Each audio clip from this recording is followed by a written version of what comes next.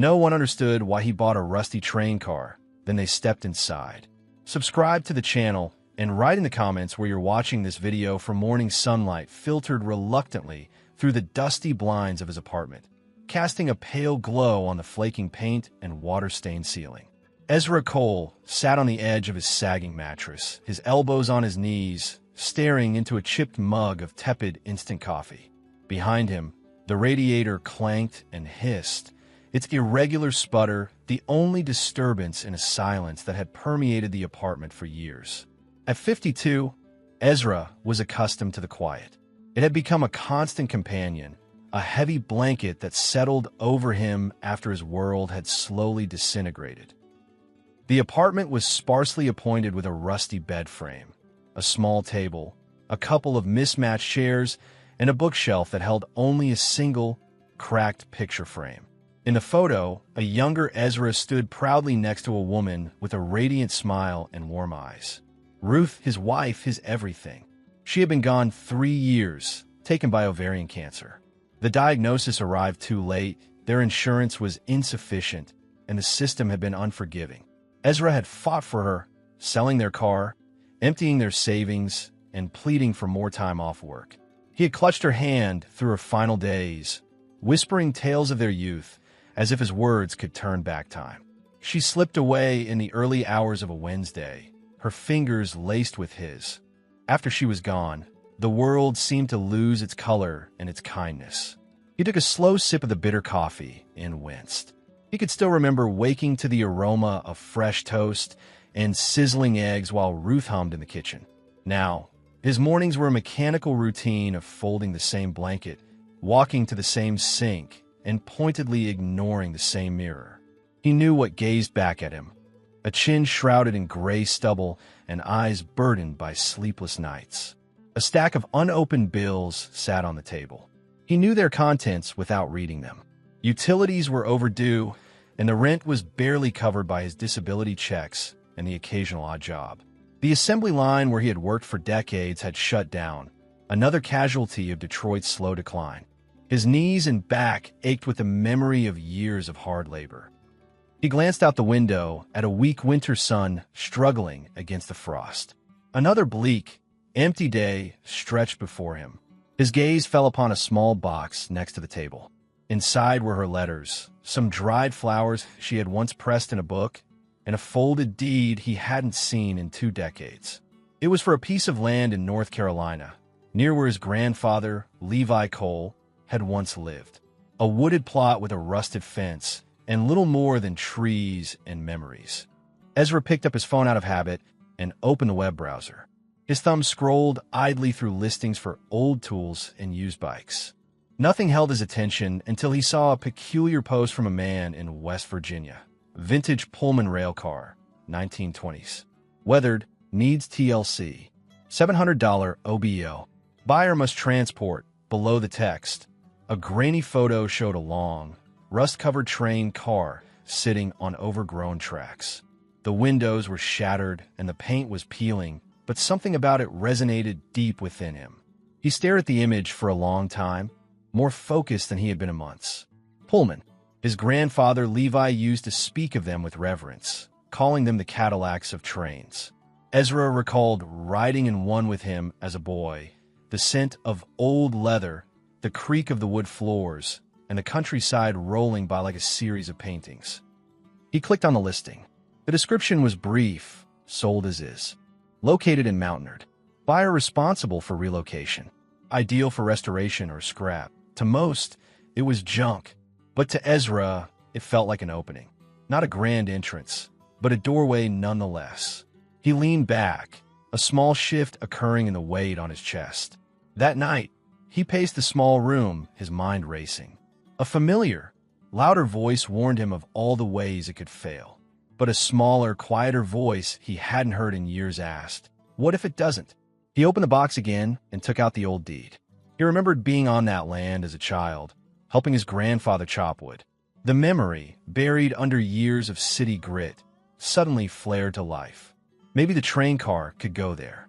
Maybe he could build something not just for shelter, but for himself. The next morning, he made 3 calls. The first was to the seller, a weary-sounding man named Otis Freeman, who was surprised anyone was interested. "It's yours if you can get it," he said. The second was to a transport company. The quote was steep but just barely possible. The third was to a county clerk in North Carolina, who confirmed the land was still in his name. Over the next 3 days, he sold what little he had left.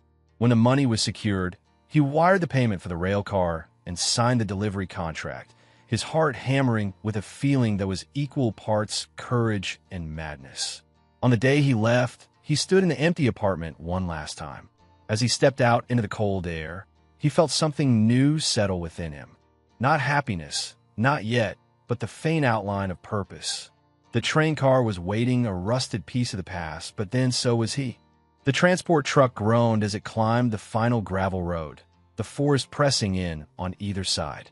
Ezra sat rigid in the passenger seat, his knuckles white around the strap of his bag. He had been silent for the last hour, his gaze fixed on what lay ahead, his heart pounding. Behind him on a flatbed trailer, the Pullman car loomed like a specter from another era, long and weather-beaten. The driver, a young man named Deshaun Briggs with mirrored sunglasses, leaned out the window. "We're getting close," he said. "You said the entrance was just past this bend?" Ezra nodded, his throat tight. "Right up ahead. Look for a rusted gate." They rounded the curve and saw it, nearly swallowed by creeping vines and tall grass. A sagging chain-link gate, one side buried in the earth, the other swaying in the wind. Behind it, a narrow dirt path disappeared into the trees, leading to the property his grandfather Levi had once treasured.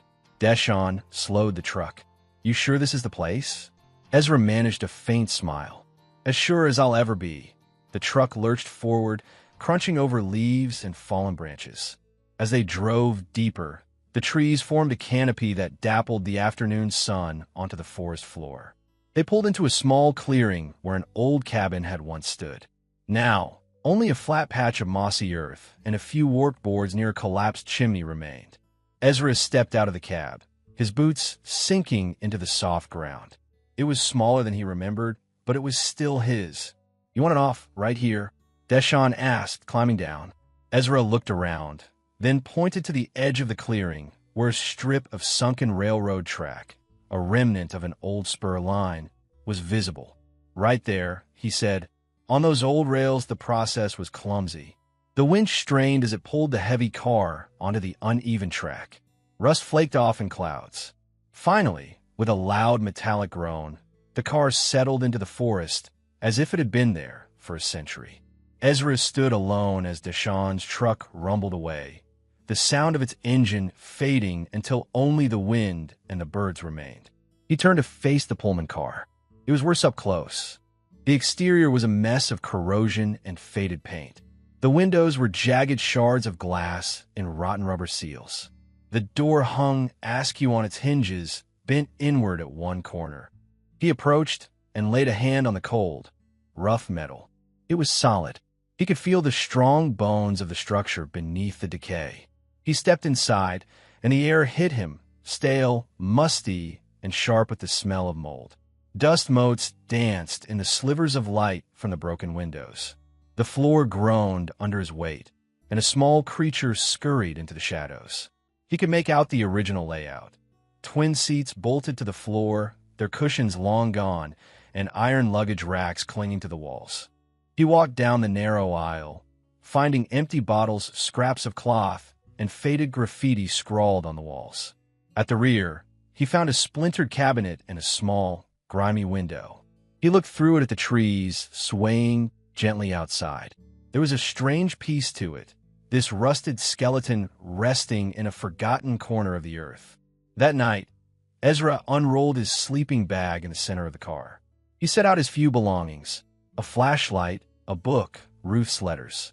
He hung a small battery-powered lantern from an overhead hook, its dim light casting long, flickering shadows. He slept fitfully. The wind moaned through the gaps in the car, and every creak of metal or skittering sound in the dark startled him. He woke before dawn with tears on his cheeks, the memory of Ruth's last moments fresh in his mind. His breath fogged in the chilled air, and his bones ached. But beneath the fatigue, A quiet resolve was taking shape. He looked around the broken, filthy space. It was forgotten, but so was he. And here they were, together. He stepped outside into the crisp morning air. Mist hung low over the forest. He began to walk the perimeter of the clearing, planning. By midday, he had a small fire going and had swept the inside of the car, dust rising in thick clouds. He worked until his arms ached, but when he stopped, the floor beneath his feet was visible, solid, and real. That evening, as the setting sun painted the car in hues of orange and gold, Ezra sat on the steps. The silence no longer felt empty. It felt earned. For the first time in years, he had a plan, a thing to build, and it was enough. The morning arrived with a low-hanging fog that clung to the trees like old ghosts. Ezra stood outside the Pullman, his breath visible in the cool air, taking in the scent of pine and damp earth. The fire he kept smoldering through the night had burned down to embers. He had survived another night. It wasn't much, but for the first time in a long while, Ezra felt a flicker of pride. Not for what the rail car was, but for what it could become. He saw its potential, the way a sculptor sees a figure inside a block of stone. He had to believe those same metal walls could one day hold warmth and light. After a breakfast of crackers and canned peaches, he started sorting through the heap of rotted furniture and scrap he'd piled up. Much of it was useless, but he found pieces he could salvage, organizing them into neat stacks of wood to be sanded and metal to be straightened. His joints ached with each movement, a familiar pain from 30 years on the assembly line. He worked with a steady purpose, his fingers throbbing and his shirt soaked with sweat as the morning chill gave way to the warmth of the afternoon. While clearing a storage alcove, Ezra discovered a loose metal plate. Behind it, half hidden, was a heavy wooden crate. He dragged it into the light, and pride opened the groaning hinges. Inside was a collection of hand tools, screwdrivers, hammers, chisels, and files. He thought they must have been left by a trespasser until he wiped the grime from the inner lid and saw the initials carved into the wood. L. C. Levi Cole, his grandfather. Ezra sank to the floor, his fingers trembling as he picked up a familiar wooden-handled hammer. He remembered holding it as a boy, his grandfather's large hands guiding his. But the most significant find was a thick, leather-bound notebook tucked in the corner. On the front, in neat cursive, it read, Notes, Summer of 1972 inch.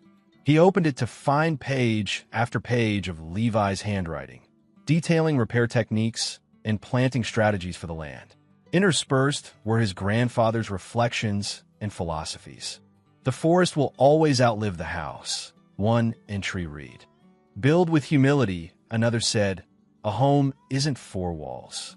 It's the space you protect with your effort. Ezra closed the book gently, a tightness in his chest. The weight of his grandfather's legacy wasn't a burden. It was a connection, a lifeline thrown from the past. That evening, he began sealing the worst of the gaps in the rail car's walls using scrap paneling and salvaged 2x4s. With only a handsaw and his own patience, the rhythm of the work, saw, measure, nail, soothed him. By nightfall, he had cleared enough space to hang his tools and clothes on a wire line. The car felt less like an empty shell and more like a workshop. The next day, he drove his old sedan to the nearest town. Inside the hardware store, the air smelled of sawdust and rubber under buzzing fluorescent lights. As he gathered nails, sandpaper, and would glue, he felt eyes on him. The clerk, a woman named Marla Tate, watched him with a neutral gaze that bordered on suspicion. Another customer, a man in hunting clothes named Reggie Holloway, gave Ezra a long look before heading out. It was a familiar, unspoken question. What's he doing here? At the register, Marla rang up his items without a word or a smile.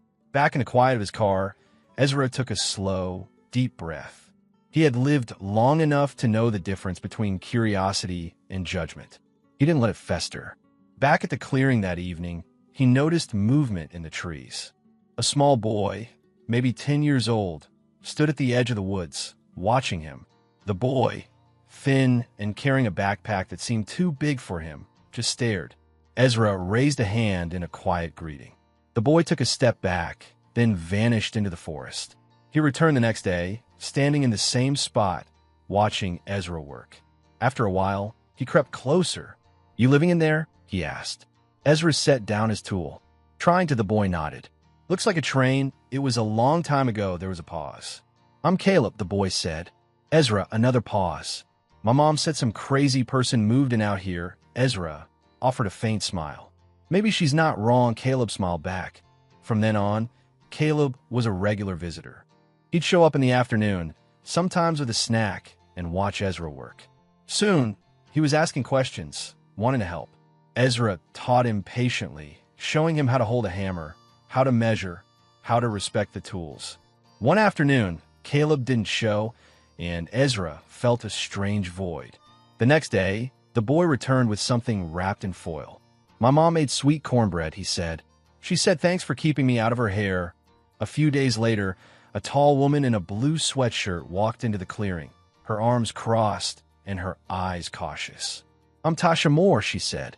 Caleb's mom, Ezra, stood. "Ezra Cole. A pleasure." She surveyed the clearing, the Pullman, the neat stacks of lumber. Her gaze softened. "He talks about this place nonstop," she said. "I had to see it." As she and Caleb walked away, Ezra felt a small crack in the isolation that had surrounded him. That night, he sat by the fire with his grandfather's journal, Caleb's hammer beside him, and a belly full of cornbread. The train car was becoming something else entirely. Autumn settled over the forest, turning the leaves to shades of gold and amber.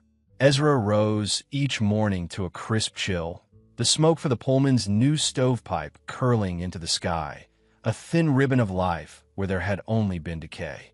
The transformation inside was profound.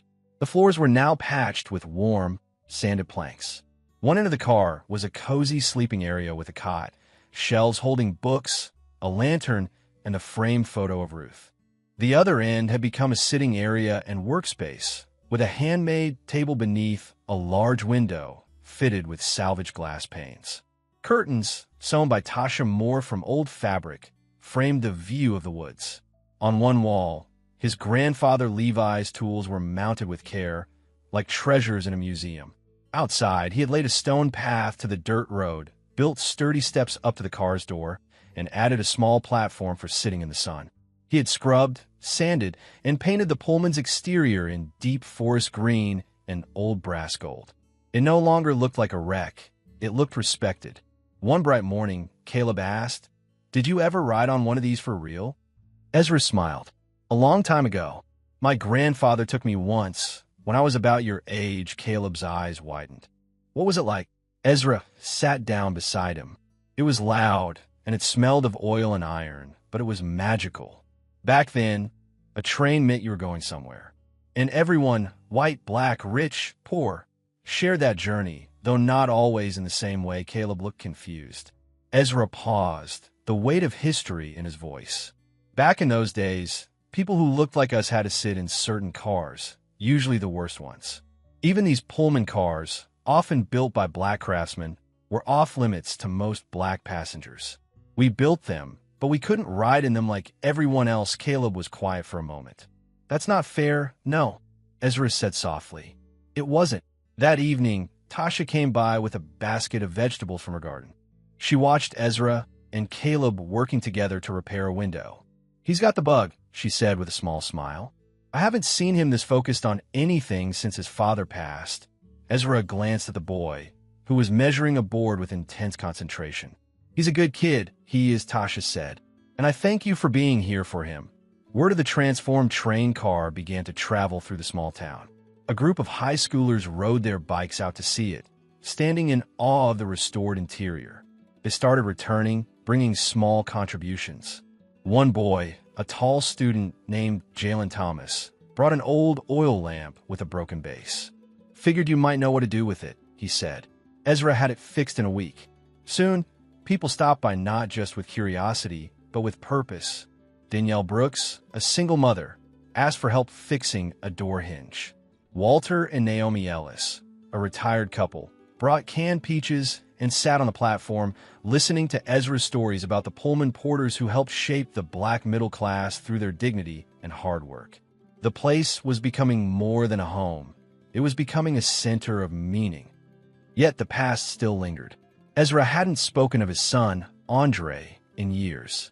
But one night, he found an old, creased photo of Andre at 17, standing in a cap and gown between his proud parents. The memory of their last argument echoed in his mind. Andre's angry words, "You gave everything to her and left me with nothing." And his own pained reply, "She was dying, son. I didn't know how to do both." The silence that followed had lasted for years. The next day, while working near the door, an envelope fell from the pages of Ruth's old Bible. Inside was an unfinished letter to Andre.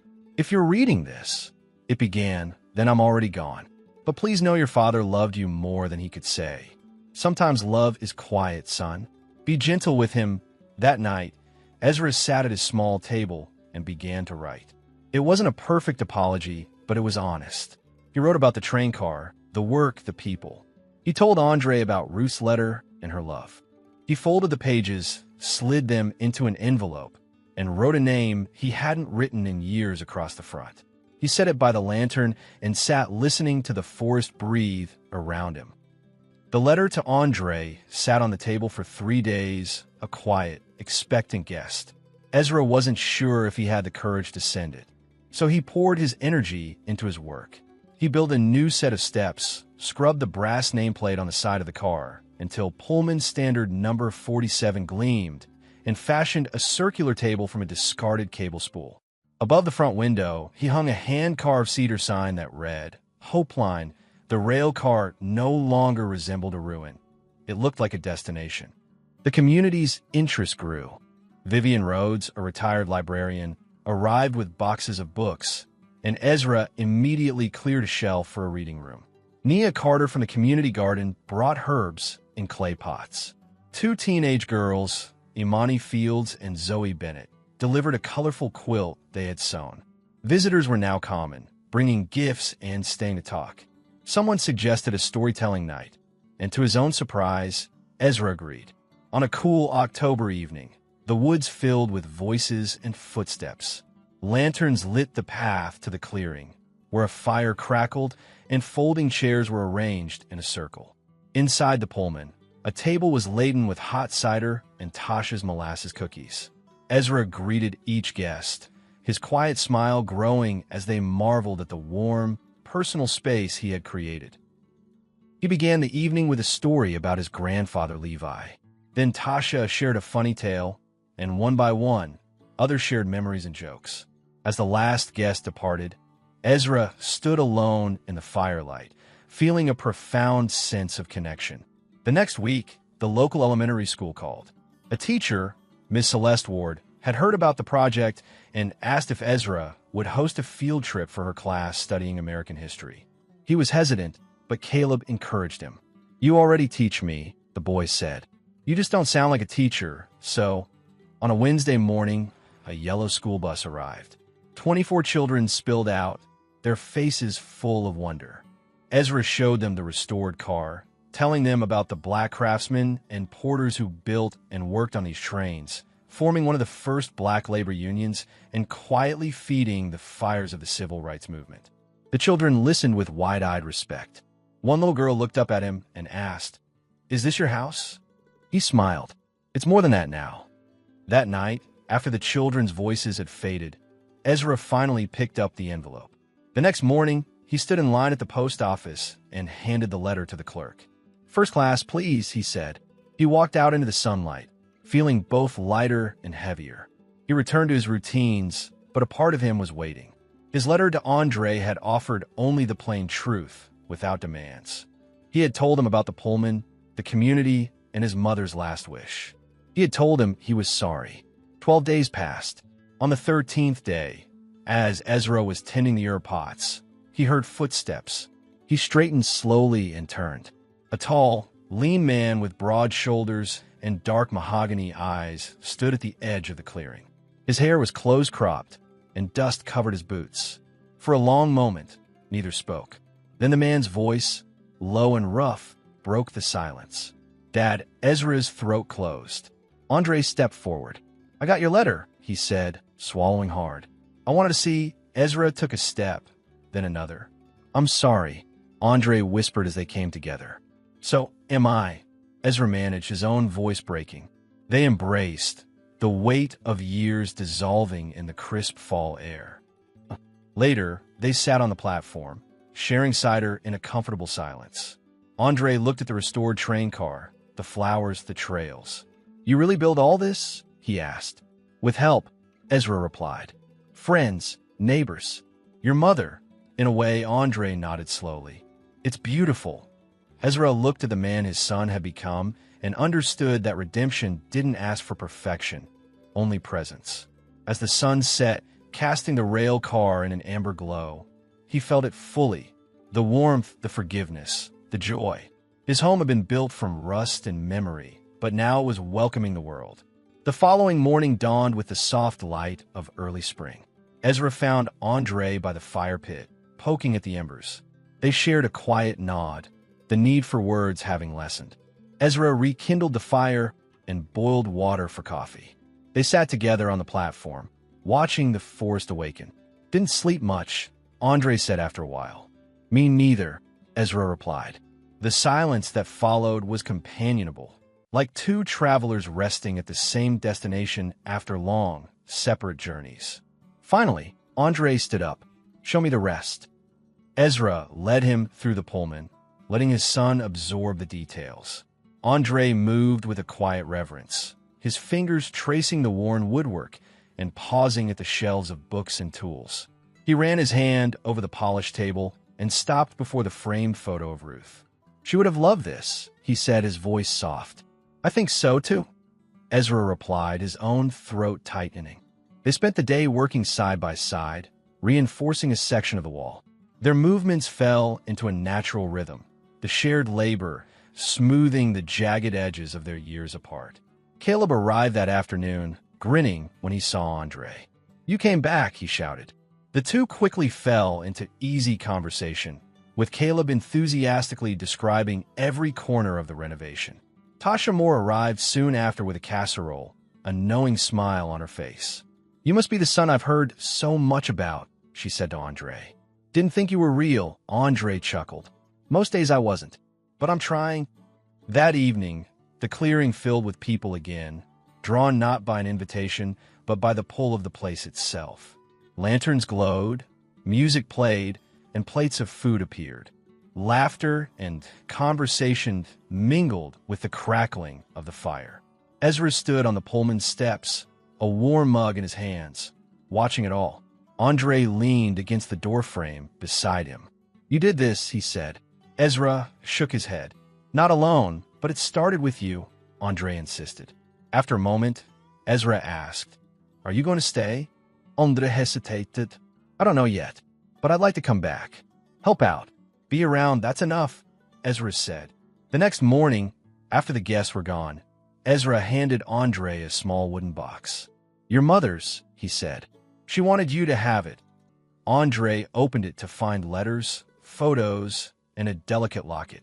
He looked up, his eyes glistening. "Thank you." After Andre left, the Pullman car didn't feel empty. It felt grounded, rooted in memory and possibility. The days grew longer. Caleb brought friends to help build a rain catch system. Tasha started a community book swap using the Pullman's collection. A local artist painted a mural on the side of the car, a tree growing from train tracks, its branches cradling the stars. Ezra added one final touch, a wooden plaque near the step, carved with steady hands. It read, "Pullman Hope 407. For those starting from scratch, one afternoon, a group of students gathered at the platform, notebooks in hand.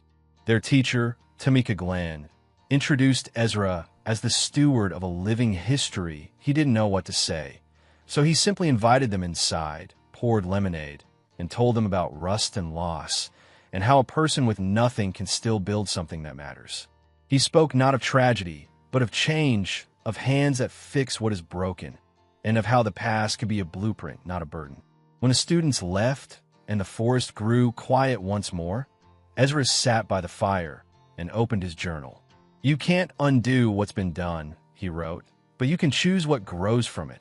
He closed the book and looked toward the old tracks that once led nowhere, seeing a future rolling quietly forward. The rail car stood behind him, a heart beating steadily in the forest, its walls full of stories, its roof open to the sky. It was home, and it was ready for the next soul searching for a place to begin.